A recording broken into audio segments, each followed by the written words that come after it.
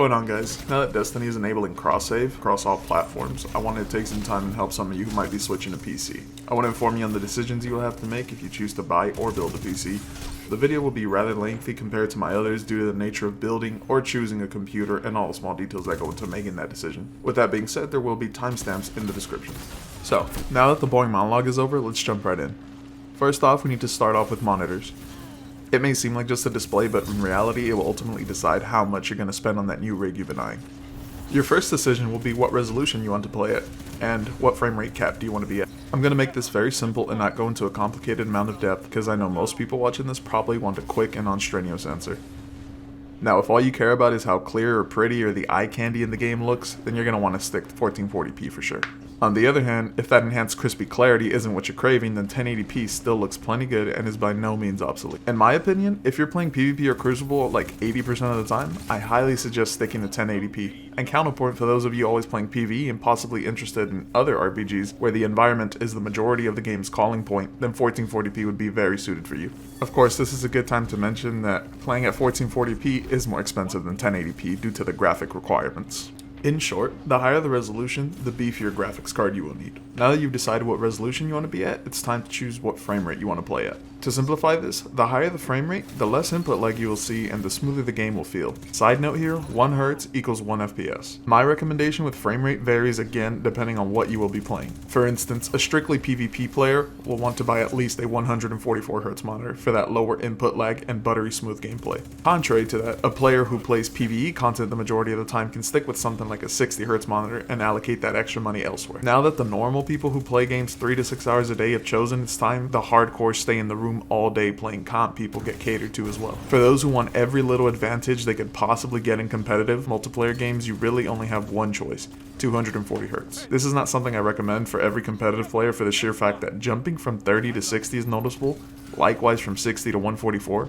However, it's a minimal jump from 144 to 240, hence why my recommendation for 90% of players is to stick with the 144 Hz panel. Coming from console's 30 frames to PC's 144 will feel amazing. Even from 30 to 60 will feel great, but I digress. Now, onto my final point when it comes to monitors, it's the type of panel you're going to see when purchasing a monitor. I'm not the most knowledgeable in this area, but I know the basics, so I'm going to share them with you right quick. So there are 3 types of panels: TN, VA, and IPS. TN panels have the worst viewing angle of the bunch, but the lowest response time and highest refresh rate. Most likely, the sweaty players who want the 240 Hz will purchase this panel. Next is a VA panel, which has a lower response time, but it has good contrast, good blacks. This is most likely what you're going to buy if you're in the 144 Hz range. Lastly is the IPS panel, which somewhat fall in the middle with response time, but have superior color performance of the 3, and are very good for video editors or professionals for that matter. This is most likely the panel you'll purchase if you're going for a 60 Hz. I realize I said that was my final point, but there is one tiny thing. Most high refresh rate monitors, meaning 144 and up,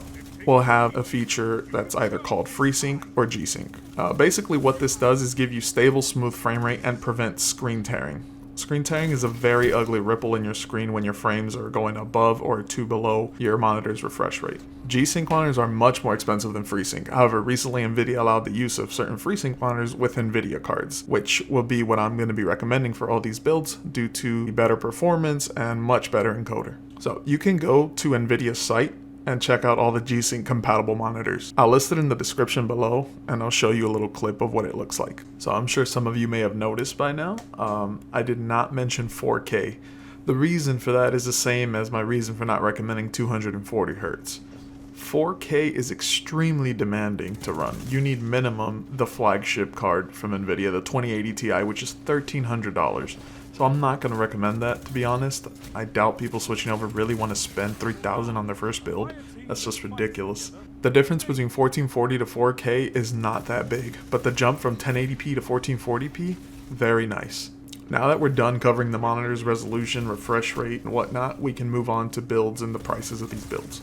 I'll be the first to say that playing on PC isn't cheap, however the experience is well worth it. Every build I'm sharing with you will have a 500 gig SSD for a boot drive, a 2TB hard drive for mass storage, to store all your games and shit, and 16 gigs of RAM.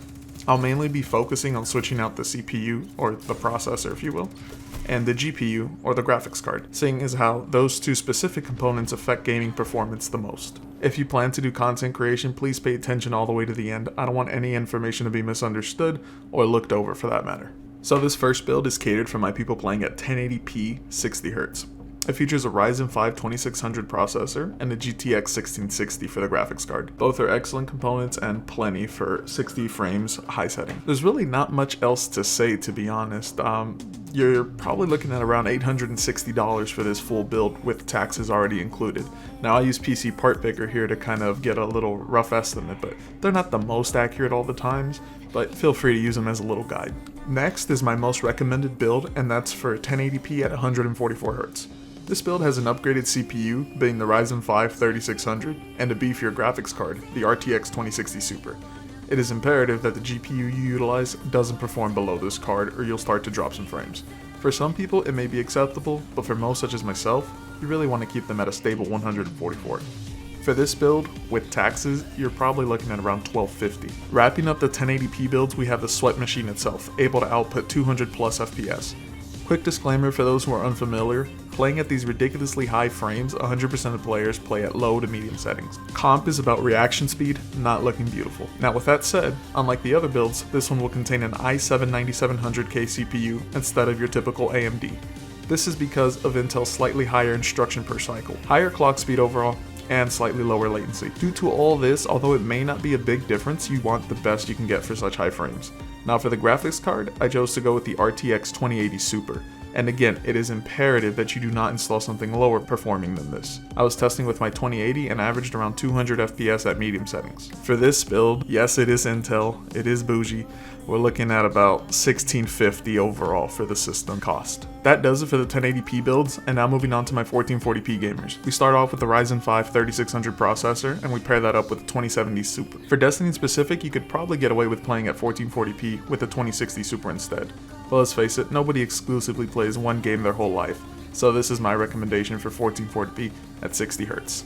For total system cost, you're probably looking at around $1420 to $1440. Next is the most demanding build of the bunch, the 1440p at 144Hz behemoth. If you have the money for this, then awesome, I truly envy you. This build consists of an i9-9900K for maximum performance so we don't bottleneck the behemoth of a graphics card, known as the RTX 2080 Ti. Sadly, a 2080 won't cut it for this high refresh rate at this high of a resolution. You could make it work playing at medium settings, but let's be honest, who plays at 1440p just to lower their settings? If that's the case, might as well stay at 1080. Now, sadly, for this build, you're looking to pay around $2,600. And I know my reason for not recommending 4K was that you would pay around 3K, and this might be the same thing, yes. However, this is high refresh rate. You're paying that, but you're getting 144Hz. The 2080 Ti cannot output that many frames at 4K. It doesn't matter. And if you are, you're probably on extremely low settings. And again, what is the point of 4K at that point? Well, now that we're done with those builds, I did mention earlier that if you plan to do content creation, you should pay special attention, and here comes the not so awesome news. In order to have the processing power to record or stream whilst playing your favorite games, you're going to want to upgrade your GPU about one level up for some extra headroom. Here are some examples. If you wish to create content at 1080p 60 frames, you're going to want to get the 1660 Ti instead of a regular 1660.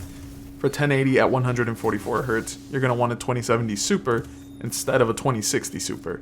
It's important that you get a Super variant, not the base version, for the simple reason that the 2060 Super is basically a base 2070, so don't waste your money like that.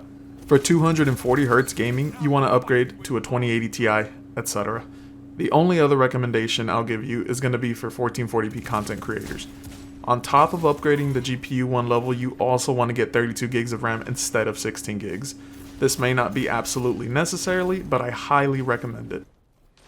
That was a lot of info. These lists should serve as a guide to keep you from possibly wasting more money than you have and allowing your system to last you more than just a year. Others may tell you not to purchase certain parts because you can get away with cheaper, but that way of thinking honestly just leads to wasting money and time. Take it from somebody who had nobody to tell them that cheaping out means spending more in a couple of months. I highly recommend building the PC with help from a friend or a video. It's not hard, it's just scary at first. If that's completely out of the question though, I will leave some pre-built links in the description, and anybody else watching this, please drop your links as well if you see something good. If you guys have any questions at all that I did not cover in the video, then feel free to ask and I'll do my best to accommodate you in the comment section. And I'll see you guys in the next one.